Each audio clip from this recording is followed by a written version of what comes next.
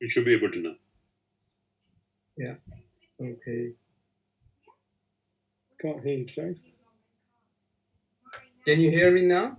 Yes, we can. Okay, so I'm trying to share the screen.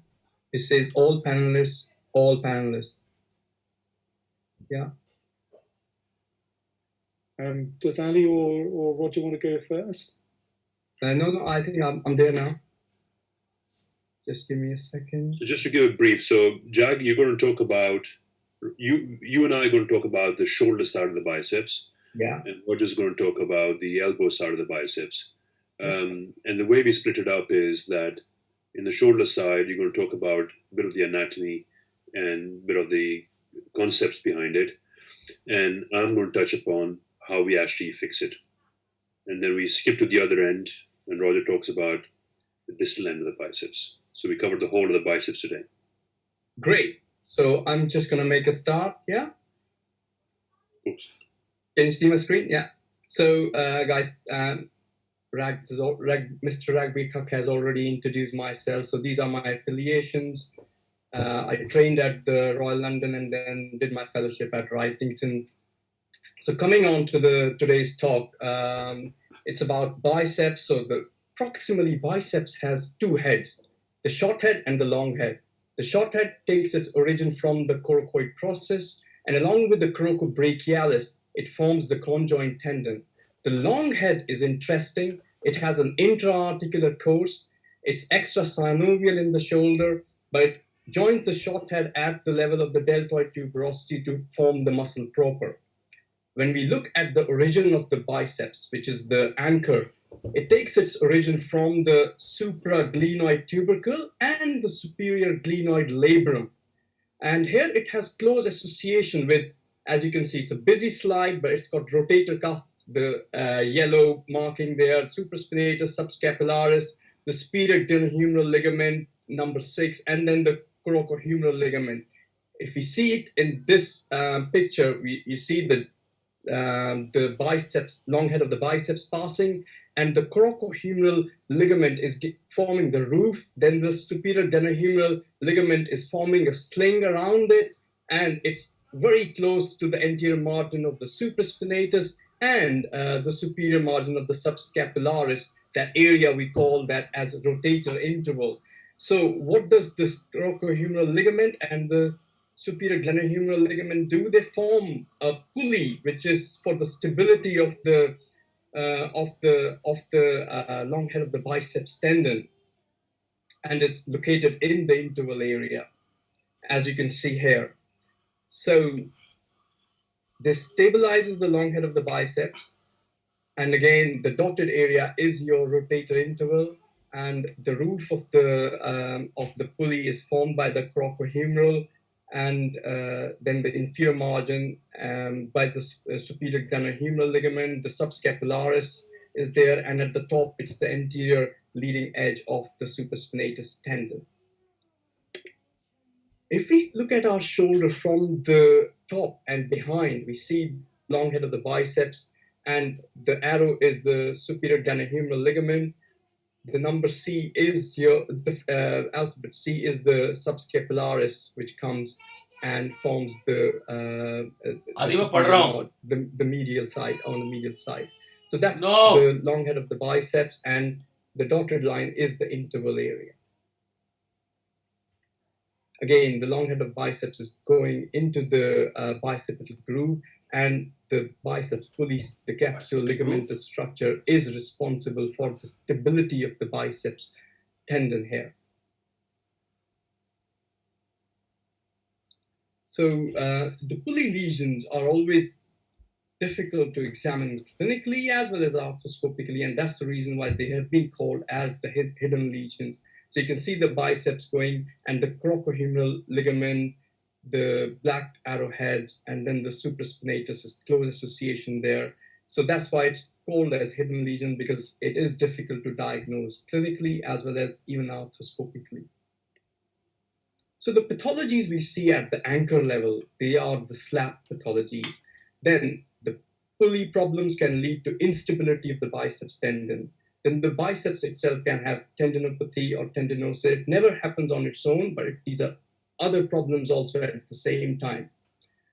Now, the biceps also can be involved in the process of impingement, especially the instability impingement complex. It was Job who gave us this complex that whenever we have a situation where overhead athletes, they are involved in throwing, and their the stresses and the forces they generate while they are doing overhead throwing, the biceps is responsible for acceleration and deceleration, as we can see here.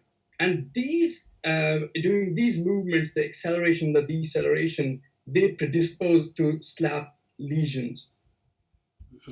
Now, once this happens, it starts a kind of a cycle, vicious cycle, where destabilization of the anchor would lead to increased humeral head translation, and that would again increase the stresses on the anterior humeral restraints, and this will again lead to.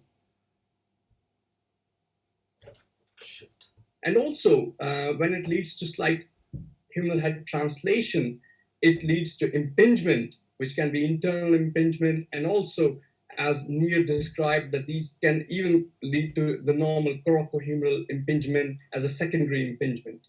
So important is the destabilization of the biceps anchor in the throwing athletes leads to again into a vicious circle where there is humeral head translation, increases stresses on the glenohumeral restraints, and then leads to more instability. So this instability and impingement concept.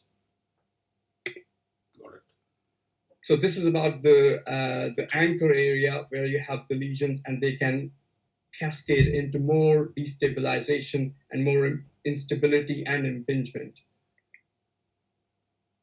Burkhardt then gave us this concept of throwing athlete requiring more of external rotation. They have tightened posterior capsule, and that leads to more anterosuperior migration of the humeral head and predisposing to impingement between the posterior labrum and the rotator cuff. Also, he gave us the concept of the dynamic peel back injury to the posterior superior labrum. That's what causes the slap tear. The pathologies could be traumatic, but they can also be degenerative. A treating surgeon has to be mindful of the congenital variations you can see, especially with the glenohumeral ligaments or with the superior labrum, and also be mindful of the adjacent structures, the rotator cuff, anterior leading edge of the supraspinatus, the subscapularis, which can be involved. The presentation of these patients is again, you can see people coming with traumatic history, or sometimes they will give a insidious history. The pain and the location of the pain in a lot of these proportion of patients are non-specific. If they have biceps symptoms, they can have anterior shoulder pain. Patients also give mechanical symptoms, especially giving way with overhead motion. Whenever you're bringing the patient into a position of instability, the abduction, external rotation, and more abduction and external rotation will lead to apprehension. Weakness, which can be caused by pain or suprascapular nerve compression, as we see due to ganglion cysts.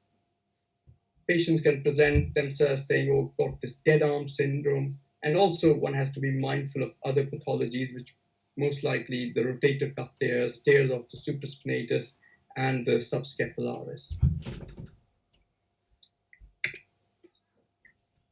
So again, physical examination is important. You have to rule out instability and assess the patients for instability.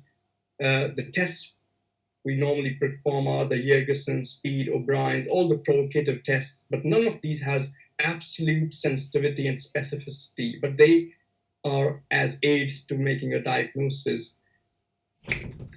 The gold standard in terms of investigation is still an MRI arthrogram, and you can see on this side-on view of the MRI scan, the black arrow is your superior glenohumeral ligament, and the white arrow, the coracohumeral ligament, and the white arrowhead is the biceps. So an MR arthrogram has a high sensitivity as well as specificity to pick up these lesions.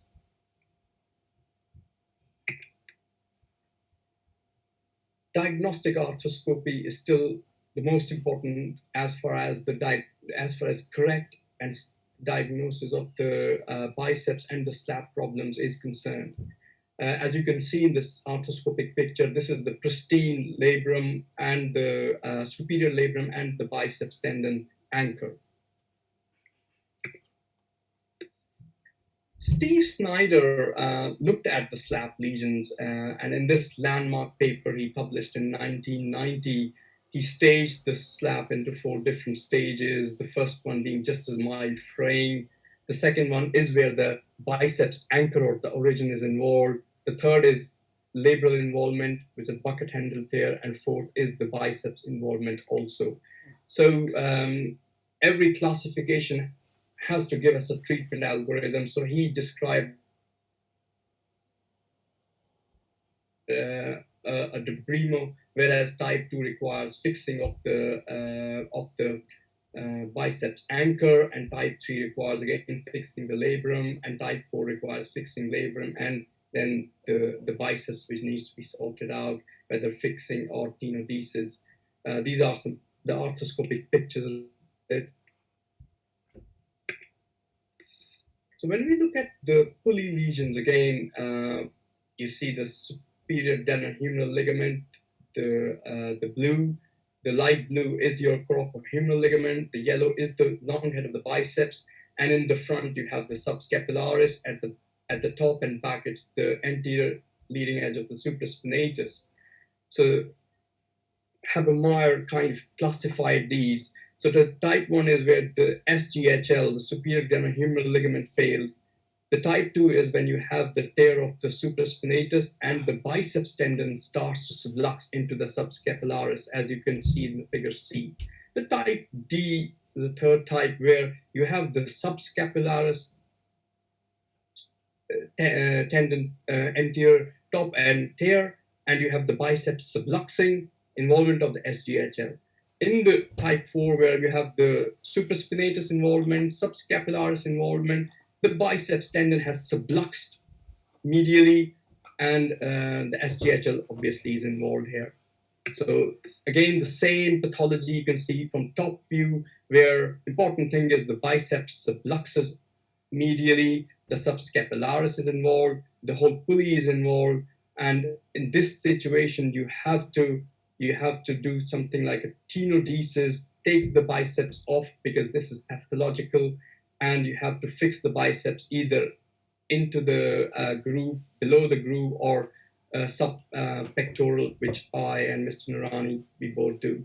So this is important for as decision making is concerned for the pulley lesions. Biceps tendon degeneration, again, you don't see this on itself. It is concomitant with tendon pathologies. Neer showed us that whenever there is a biceps tendon involvement, because biceps is very intimately close with supraspinatus, subscapularis, and if there is an coracoacromial impingement, we say, and the rotator cuff is involved, and the tendon is and the biceps, long head of biceps is degenerate, it definitely means that there is involvement of the rotator cuff. Again, involvement could be because of, as I mentioned, subacromial impingement, abnormal acromial morphology, and glenohumeral laxity or instability, abnormal scapular movement, especially serratus anterior failure. They can all contribute to this. As far as management is concerned, we have to look into associated pathologies, cuff tears. That is an important role in decision making, and surgical management for the slap, repair, or other options of tenotomy versus tenodesis. There are benefits of this. Mr. Nurani is going to show us his techniques of tenodesis, but the tenotomy has its role in patients, whether as tenodesis has the benefit of better cosmesis, and it's good for high demand patients, especially athletic patients. Especially when we look at the tenodesis, the location of the tenodesis, the fixation techniques of tenodesis, lots of studies have been carried out, but they're all equivocal. There is no one technique which has clear-cut benefit over the others in the studies being done. So as far as slap tear, the most common, the slap type 2 slap, where the anchor is involved, we do a repair in a young person. If a slap is involved with biceps, unstable biceps, the pulley problems, or if there is cuff, if it's cutting into the anterior leading edge, causing a tear there, then it's not only the repair which is going to help, we have to do something about the biceps, which is either tenodesis in younger athletic people with more activity levels, or a tenotomy in the older age group. Eck et al., they looked at their series and they found out that the biceps tenodesis was in a slightly older age group, and just the slap repair in the younger age group of 31 years. Interesting study by Patterson et al. They looked at about 9,000 slap lesions which were managed by fellowship-trained American shoulder and elbow surgeons. They looked at the tears over a period of about 9 years, and they found out that just the repair, just doing a slap repair, decreased from 69 to 45%, and more surgeons were doing biceps tenodesis. Again, it depends on age, and they also found that the younger group were getting the repairs, and slightly older group were getting repair plus minus tenodesis of the biceps tendon. So if I have to summarize the treatment options here, so if it's a pure slap lesion in a younger patient, we do a repair. If it's a slap which has involvement of the rotator cuff, which has involvement of the biceps pulley, which is making the biceps unstable, we have to repair the slap, but at the same time, we have to do something about the biceps tendon, either a tenotomy or a tenodesis. Again, whenever we are decision making, it's the age, activity level which are to be taken into consideration. So if you have any questions or if you have any queries, please let us know and we'll try to answer them. Thank you. Jag, as you're a host, would you mind pressing the record button, please, for the recording? Bottom of the screen. There's a record button to record the... So wherever more, just a minute. Record to the cloud, yeah? Yeah, just to record this session, because I think Raj forgot to press the record button. So record to the cloud or record to this computer? Record to the computer, please. Thank you. Thank you. Okay, great. Done? Thank you. Okay. If you can now allow me to share my screen. So I'll stop sharing and you'll... Thanks. Good.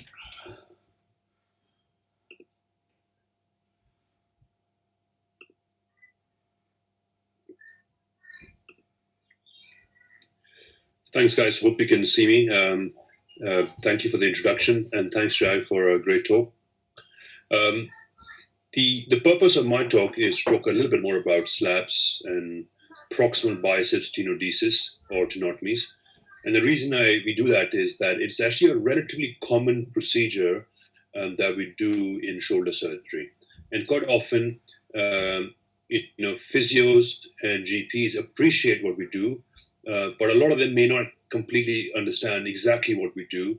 And I think it's important to just go through it and say how we repair it and why we repair it, because it actually influences how we treat patients afterwards and rehab them as well. So in addition to working in the Harley Specialist Hospital and being part of the OS group, I'm a consultant at the Royal London Hospital, which is part of Bots Health, one of the biggest, Europe's biggest trauma center right now. Going straight into recap of the anatomy, which Jag has already mentioned.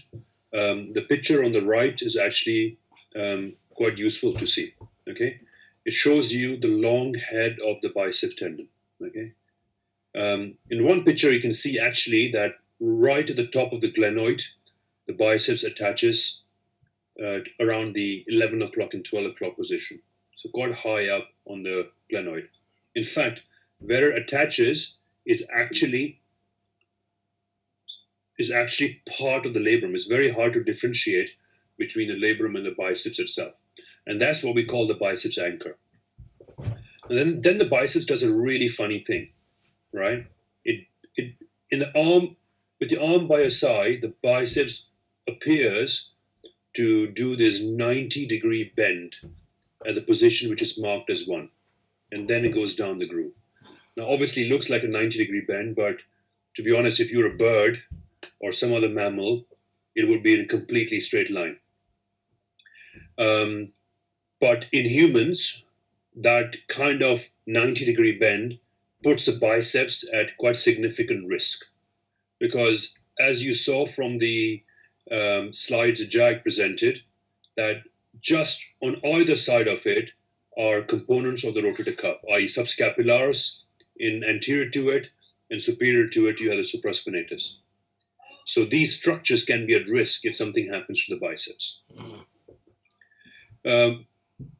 Men tend to have more biceps problems presenting to us, and the common age is between the age of 40 and 50. Now, I've seen loads of patients tear even the proximal biceps with a sudden heavy force, but usually it's a chronic problem. Now, what I like to say and remind everybody is when we talk about biceps, isolated biceps pathology is completely uncommon, right?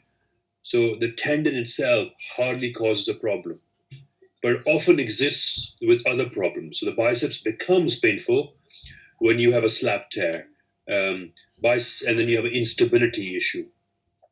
Quite often, if you have a biceps pulley lesion, i.e.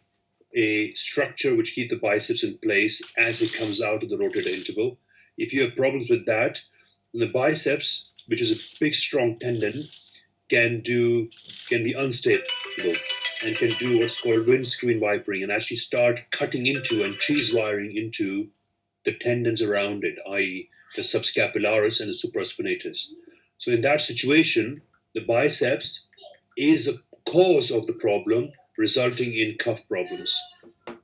And similarly, with arthritis, whether it's osteoarthritis or rotator cuff arthropathy, the biceps tendon can get quite inflamed. So patients may present with lots of different biceps problems, but often there are issues with other parts of the shoulder.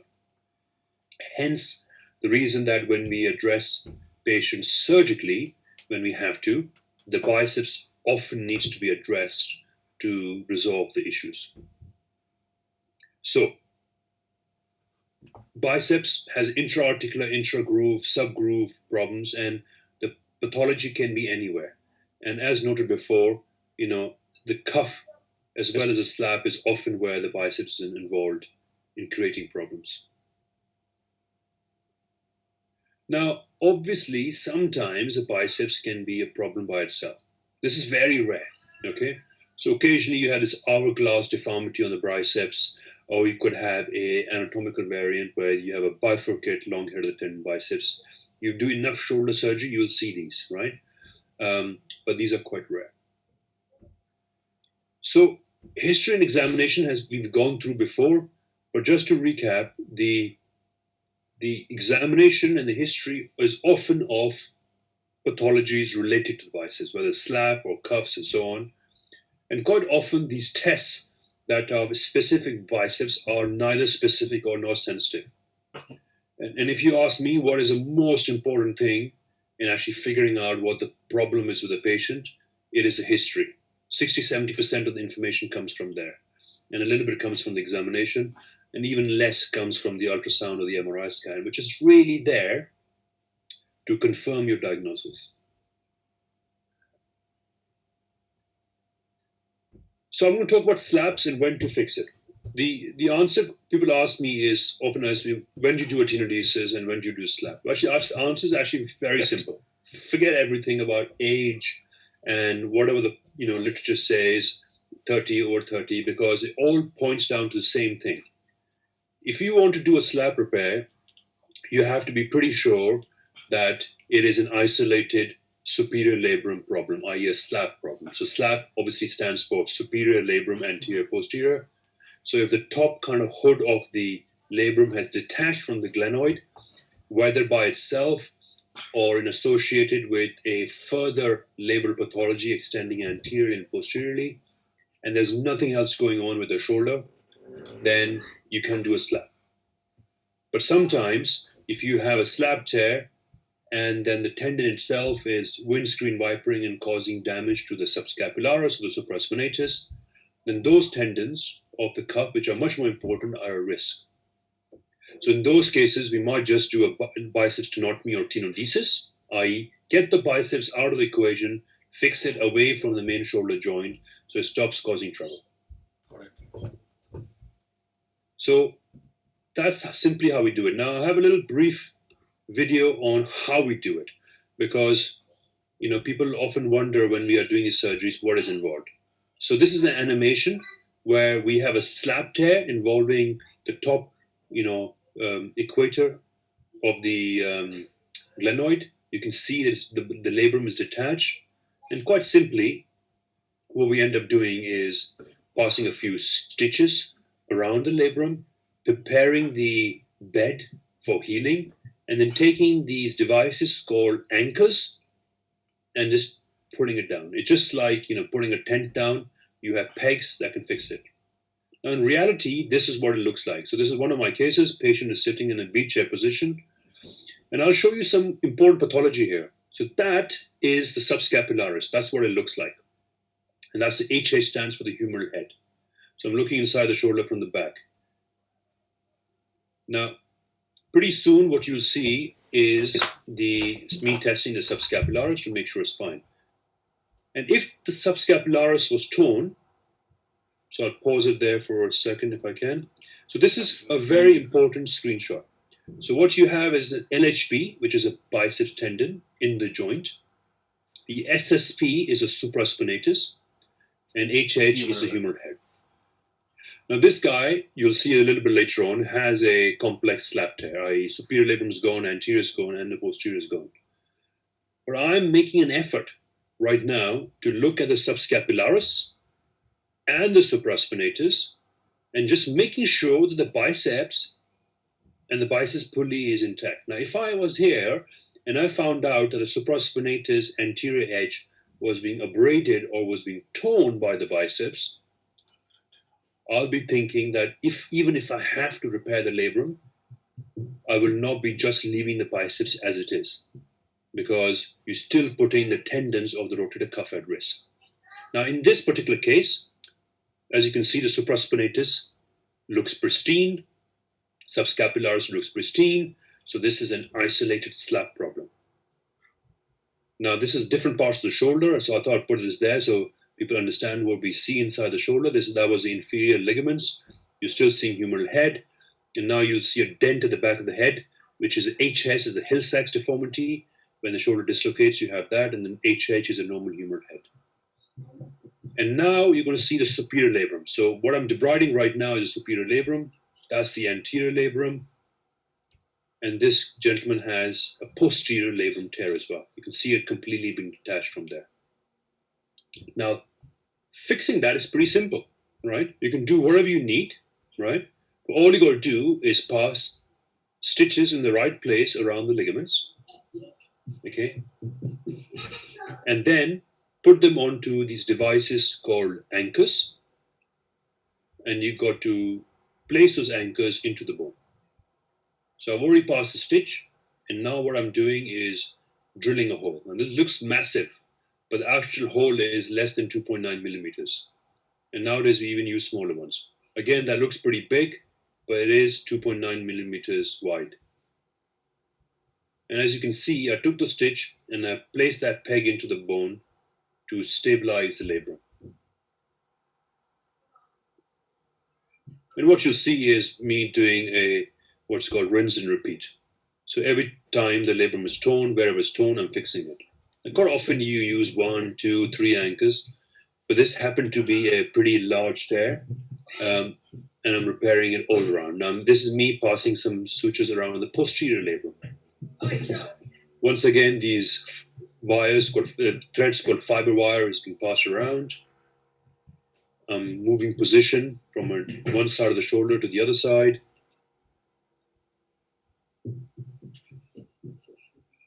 This can make everybody feel very dizzy if you're not doing it yourself. But the process is pretty much the same.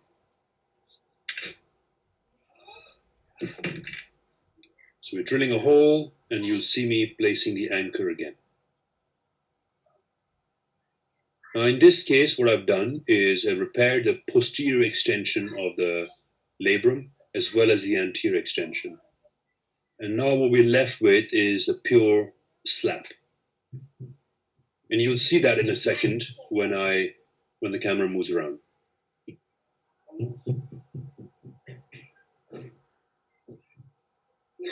So now I'm looking at the pure slab, it's still detached. You can see it's still very unstable.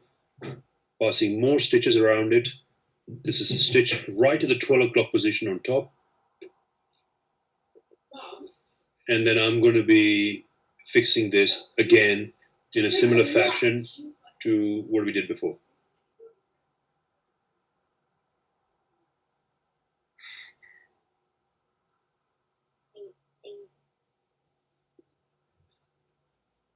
And finally, what you'll see is me finishing off by putting in these 5 different anchors. So this is for anybody who's interested and to appreciate what actually looks like. This is how we repair a typical slab.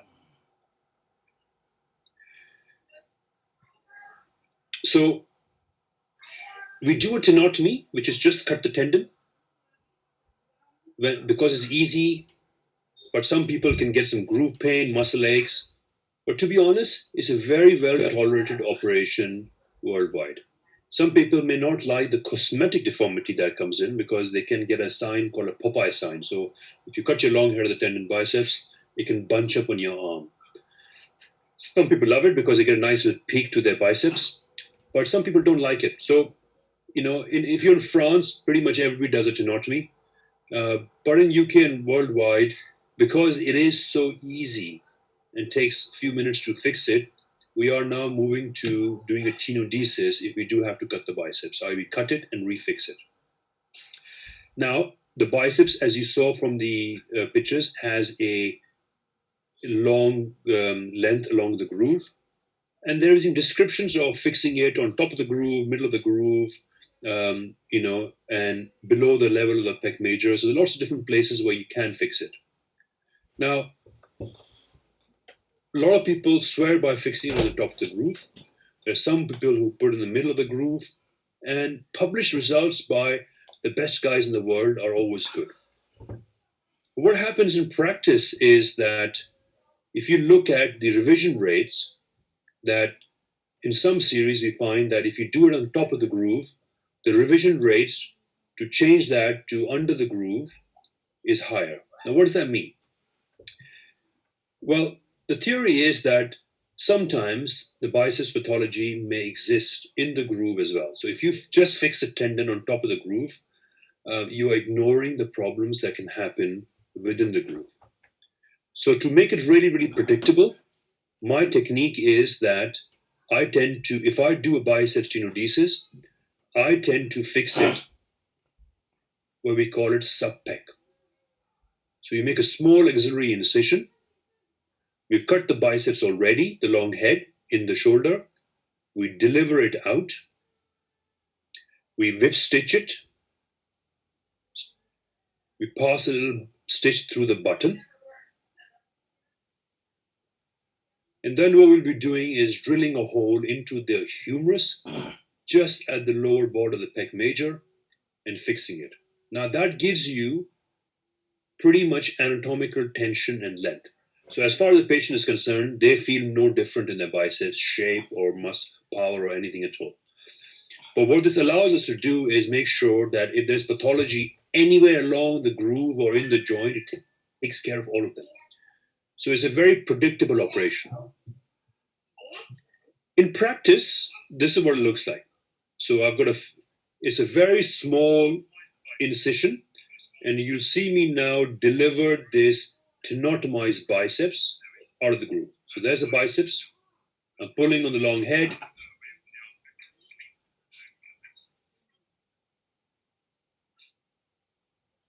Once it's out, as shown in the animation, I stitch it.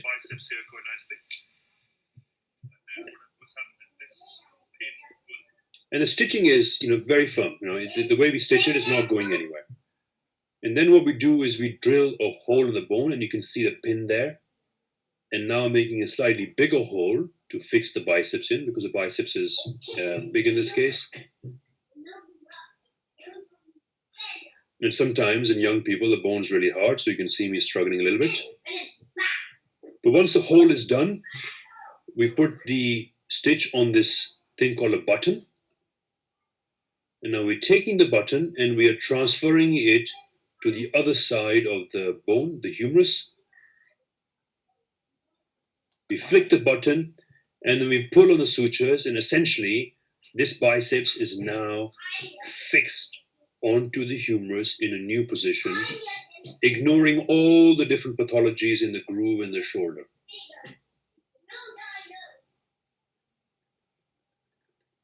And in the end, you can see that the hole is pretty cosmetic.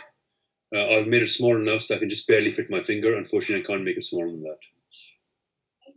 So in summary, we do a slap repair when there's no other biceps pathology, especially if there's no cup pathology. So isolated slaps, we can fix it. In other cases, problems with biceps, we are doing a tenodesis. And that does depend on pathology. All locations are fine, but in my view, my preference is sub-pec, because it's the most predictable and reliable way of sorting out all biceps pathology. So with that, I will take any questions if there are any. In the meantime, I'll ask Roger to load up. Thank you.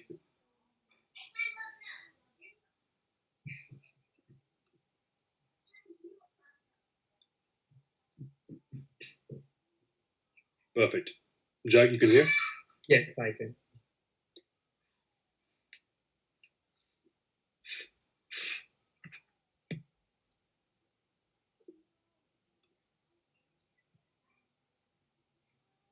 I think there was a question that I saw. There's a question saying, love the animation. Do you feel the sub-pec is then also subjected to your rehab protocols? So when I first started doing sub-pecs about 6 or 7 years ago, I would allow the patients to do full range of motion on the elbow, because that's when the stress is. There's no stress at the sub-pec button from the shoulder point of view, because it's no longer connected to the shoulder. Now, shoulder rehab depends on what else we've done the shoulder. But suppose we've done an isolated bicep tenodesis, then I used to protect the elbow. So all I used to say is full range of motion, but no active or resisted supination or flexion. But more recently, I've just even said to forget that as well, because the biceps fixation with the button in the sub-pec region is so strong that you lose more by stopping patients from moving.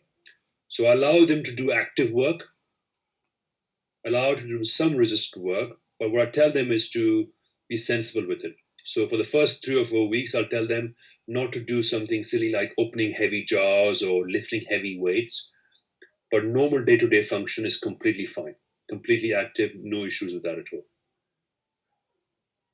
Thank you. Okay, if there are no more questions, then I'm happy to start. So I'll talk about biceps tendon ruptures. Different to what we heard before. This is only about the elbow, of course. I'm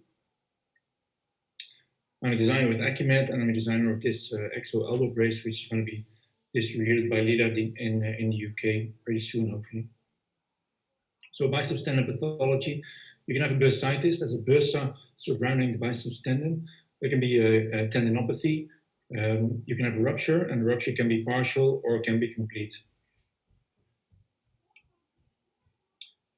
Despite of the previous video, these are the more Common patients with biceps tendon ruptures, so middle-aged men, the dominant arm is involved in 85%, and as you can see, it's an eccentric loading, so loading against resistance, and the biceps tendon ruptures. There are some predisposing factors, and some of these may have played a role in the previous video. There's smoking, anabolic steroid use or abuse. This is a tuberosity spur, as you can see here on the image. You see the tuberosity, which is normally quite nicely rounded.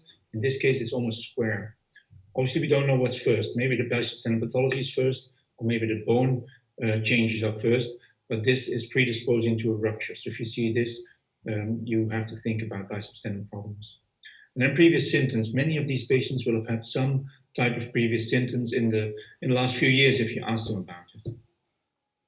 The diagnosis of a complete biceps tendon rupture is actually relatively easy. It's clinical. This is the hook test that was described by Sean O'Driscoll, and you ask the patient to look at their own hand while they're abducting the shoulder, supinating the forearm, elbows in about 90 degrees, and you hook the biceps tendon behind your finger. And that should always be possible. Even in big people, you can still hook that biceps tendon. If you're not 100% sure, you can go to the other side and try it on the healthy side as well. Diagnostically, most of these patients will have heard or will have felt a pop, similar to, for example, an Achilles tendon rupture. And if you have a history of a pop while lifting or while eccentric loading, for example, something heavy falls, they try to catch it and then they feel something, they feel the biceps tendon give way, well then probably the hook test will be positive. Resisted flexion is something that most people will test, but quite often it's still quite good because the brachialis is actually the more stronger flexor of the elbow. So the biceps, you can resist quite a lot of force, especially those big people can resist quite a lot of force with their flexion, despite the biceps tendon being ruptured. Resisted supination is more difficult, but this is often missed, especially at the ER. Patients, the ER docs don't tend to feel the resisted supination and see if there's any problems there. But the biceps is a very strong supinator, and so if you have weakness on supination, there might be a problem with resistant supination. Biceps tendon. And then palpation, sometimes you can actually feel the stump, especially when it's pulled up. There's a squeeze test, the forearm rotation sign, and the Popeye sign, and there's a lag sign, and we'll talk about that a little bit in a second. Popeye sign is being misused by shoulder surgeons, as we heard before in both previous talks. Popeye's biceps actually goes up, it doesn't go down. So it's, I think shoulder surgeons should start talking about reverse Popeye sign, and we can keep the Popeye sign as it should be. So on the left, you see a patient with this biceps tendon rupture. You see the hematoma at the front of his arm, and you see when we're rotating his forearm, nothing happens. So the biceps muscle belly doesn't go up and down, and it should. So if the biceps tendon is still attached to the radial tuberosity, the biceps tendon muscle, the belly should go up and down with passive rotation. Obviously not active, but with passive rotation, it should go up and down. At the more bloody images, you see a patient trying to commit suicide with glass, and he failed. And he actually failed to cut any of his vital structures, luckily for him, but he did cut the biceps tendon, the biceps muscle nearly fully through. You see his tendon is still intact, and then when we rotate the forearm, you see how his muscle belly is going up and down into the wound. So biceps tendon intact, muscle is torn, which is very rare, by the way. It only happens in cases like these with sharp or blunt trauma directly onto the muscle. You can ask for an ultrasound if you want. Patients like to have confirmation of your clinical exam, but really for the diagnosis of a complete biceps tendon rupture, that's not necessary. If there is a complete biceps tendon rupture, surgery is indicated. And I say this quite with some force because I work in a good center, both in London and in Antwerp, and I get secondary referrals of biceps tendon that have been missed or that have been treated conservatively. And we know from history that 50% will do very poorly with conservative treatment. And those patients do really poorly, and they're very difficult to treat. So if you get them early, the first couple of weeks, the surgery is actually quite nice and it's easy to do. If you get them after 6 months, the tendon is all adhered to all the other tissues, like, for example, the brachial artery, like the nerves that are at the front of the elbow, and the easy surgery in the beginning becomes very difficult surgery, and that's in 50% of cases. So unless the patient really doesn't want surgery or is not healthy enough for surgery, we tend to steer them towards early fixation of this biceps tendon. As you can see here, we use a little button like Ali said, and basically the same. The biceps tendon fixing the biceps tendon is so strong that they can start moving straight away in, let's say, 99% of cases, especially when you get them early. And this is what we do. It's a little bit faster than normal, but not a lot faster. I was happy that Ali said that the incision can't get smaller because your finger needs to fit, and that's exactly the same as the distal bicep. So if my finger fits, that's about the size of the incision. So we suture the biceps tendon against that button. I then debride it. I debride it afterwards, not before, because when you start pulling, it always bunches up a little bit, and we don't want the button to be too far away from the biceps tendon because I want the tendon, not only the suture, but I want the tendon to be in that hole that I'm drilling here. So we have a guide pin, extremely important. The arm, you can't see it from this video, but the arm is in hypersupination because there's a very important nerve at the back of the elbow, the motoric branch of the radial nerves, the posterior interosseous nerve. And if you hit that with either your drill or with your button, the patient will never be able to extend their wrist again. And this is a well-documented complication of this type of surgery. So hypersupination when you do this. Get a big needle. We use a guide pin from the ACL set to go through the other side of the elbow. This is blind, so there's no way of really knowing where the nerve is except for your own knowledge. We know exactly where the nerve is, but we don't see it often. So pull on one, then flip it with the other, and it's exactly the same as a button in a shirt. It's very, very strong. You can lift the arm straight away. See, this is a big arm. We let them move immediately the day after surgery, and I tell my patients to that they're able to lift to up to 20 kilos from day one. So my sutures are so strong, the button is so strong that they're allowed to lift 20 kilos from day one. And most patients won't because it's going to be painful, and most patients are a little bit scared. But every once in a while, I get a patient who thinks it's a challenge instead of a warning, and I've actually had patients lifting 20 kilos within the first 2 weeks after surgery, which I do not recommend. So that part is easy. Distal biceps tendon rupture, full rupture, you get the Popeye sign, remember that, so the biceps tendon pulls up. Sometimes it doesn't pull all the way up if the Lacertis fibrosus is still intact, which is a band that goes over the flexors of the forearm. If that one's still intact, then sometimes you do not get the typical Popeye sign, but you do get a positive hook test in general. So you might still be able to hook the biceps tendon, but it will feel loose, and especially when you compare it to the other side, you'll feel the difference between the two.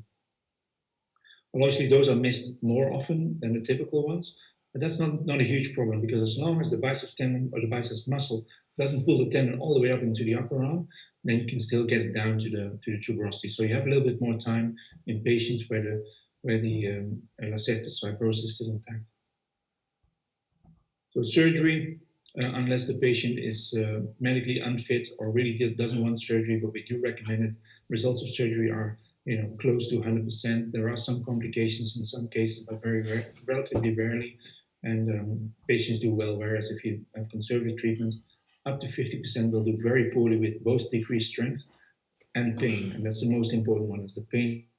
They stay painful. And these are not patients that work behind a desk usually. These are patients that are heavy manual laborers and need their arm to work and to live and to earn money. And these are very bad patients to treat after 6 months. So this is more difficult. Bursitis, tendinosis, or partial rupture, they're more or less the same.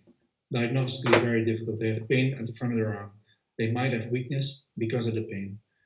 Up until this year, there were no specific tests, and ultrasound and MRI are usually not conclusive. So we can sort of see, okay, this might be bursitis, it might be tendinosis, there might even be a partial rupture, but these are difficult patients. We developed the anterobiceps test. It was published in Journal of Hand Surgery this year. It's a two-part test. The elbow is in 70 degrees of flexion and the hand of the examiner is on the forearm. Make sure that the hand and wrist remain relaxed, because if you pull, I'll show you how the test works.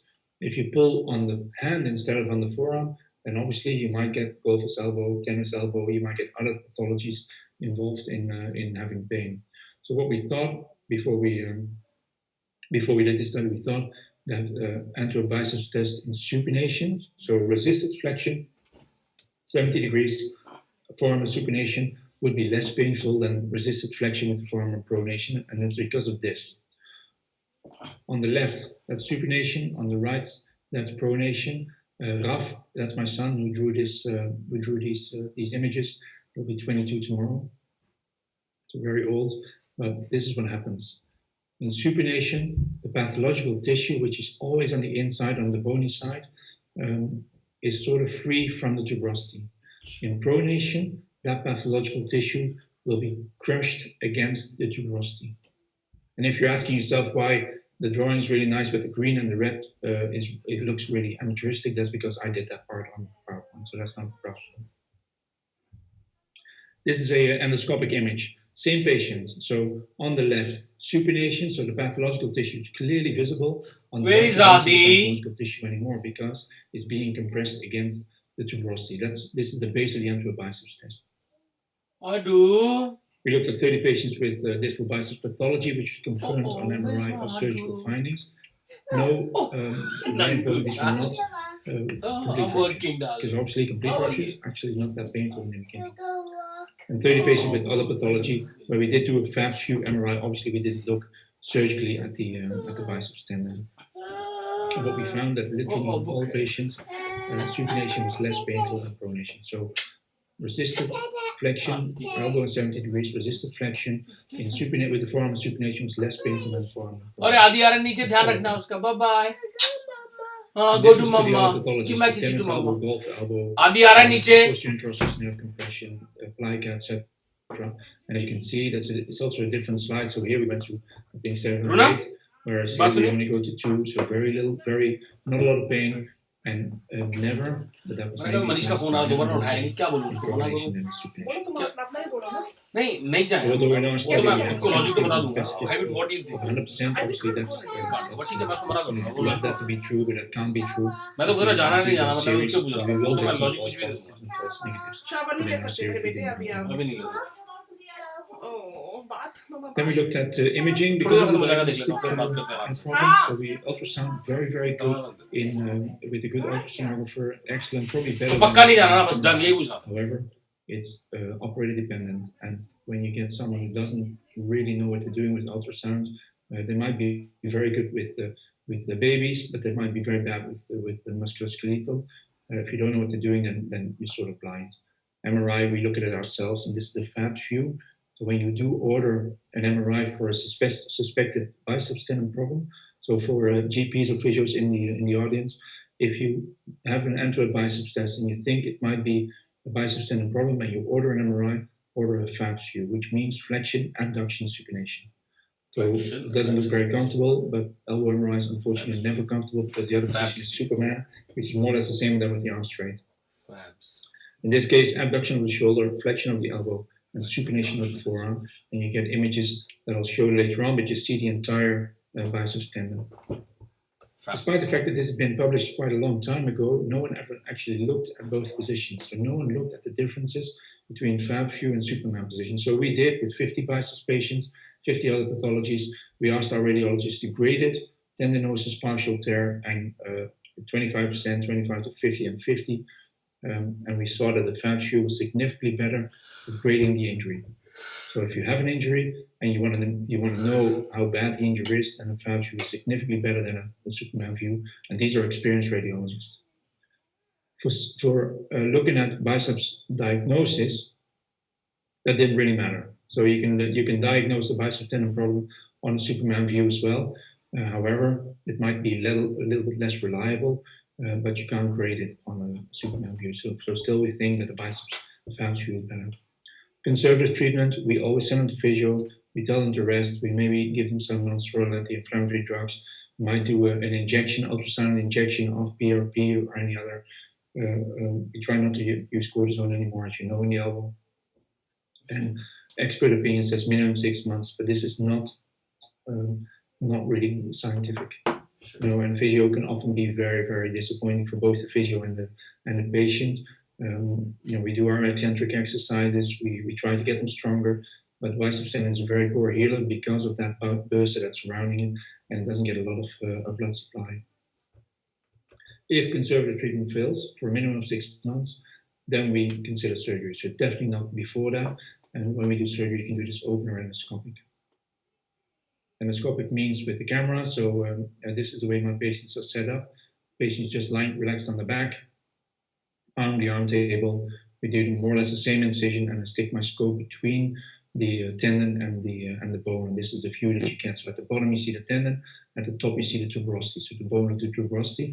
We're trying to keep the bursa more or less intact, so we can get some dilation of the bursa, so we can actually see something.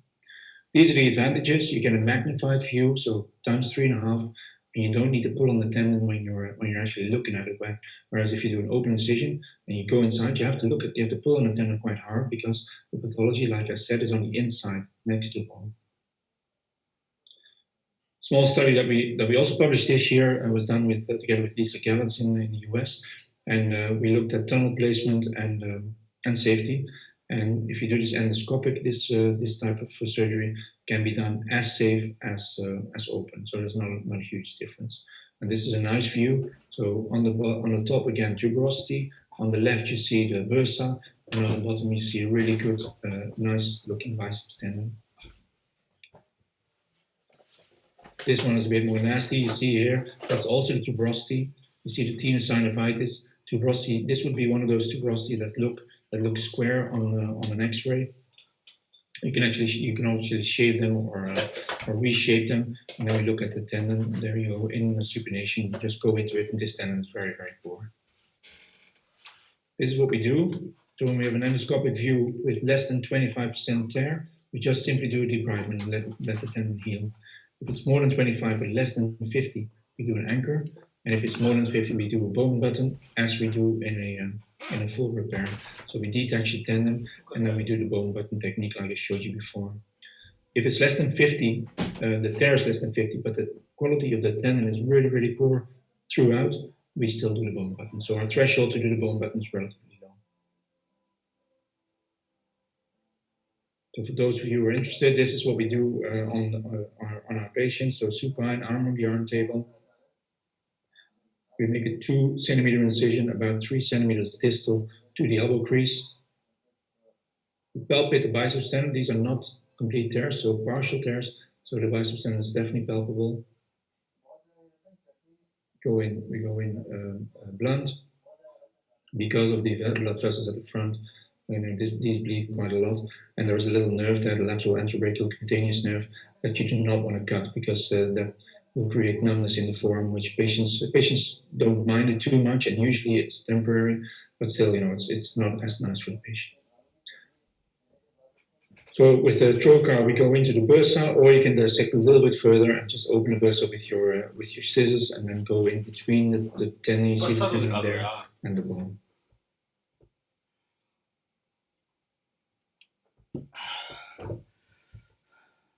We use fluid to insufflate the bursa.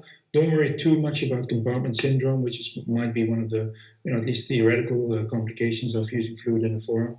But the incision, as you can see, is big enough. So I'm more worried about wedge use than I am about compartment syndrome. This is a patient with bursitis, and this is why patients heal so poorly, because they get the nutrition via diffusion from the bursa. You see there's no blood vessels in the tendon itself. And if the bursa is sick, then the tendon will not be able to heal, because it needs the bursa, or at least the surroundings, to get the nutrition. See almost no blood vessels in the tendon. Reddened bursa, a lot of fluid usually when you go into a bursa like this. You get the fluid coming out. And just by removing the pathological bursa, these heal quite nicely. This is more difficult. The partial tear, as you can see there, this is on the distal end of the tendon. Small tear, doesn't look too bad, didn't look too bad on the MRI, but this patient had pain for more than 6 months. So pain for more than 6 months, then you can think about surgery. So I tell my patients, listen, it's not necessary as long as it's not ruptured completely, but it is an option. And obviously many patients don't like living with pain for longer than 6 months, and many patients will take that option. So this is an example of a patient which is, the tear is a little bit bigger. You start debriding it, and really after you debride it, then you can see the extent of the tear. On the right-hand side of the image, you see that we use retractors. And I think that's very important, especially when you start doing these. Use retractors, put your retractors in when you're working, because there's so many important structures right next to your biceps tendon that you do not want to kill them by being fancy with an endoscopic technique. So retractors, debride the tendon, make sure that you see the head of your shaver, and then you can easily use the little bone anchor for a nice repair. Similar case, this is a fab view. You see how you can view through the forearm, and then you can follow the tendon all the way up to the actual biceps muscle, so you can see the entire biceps tendon with the fab view. So again, debridement, you see how I keep my shaver always inside, and if I lose it, or when I lose it, because you do every once in a while you don't see it anymore, stop shaving. Do not shave when you don't see the head of your shaver. Place an anchor. This is a so-called all suture anchor, so it's not metal. You can see how this has the tip of the suture has a suture sort of sleeve all around it. Then if you pull on it, the sleeve becomes a little ball and it's attached. The suture the tendon, again, retractors, as you can see at the bottom. And tie the knot. These patients do well, but they take a long time to heal. So they take minimum 3 months to get better from this surgery. Whereas if you do a full repair, so an endobutton repair like I showed you before, those patients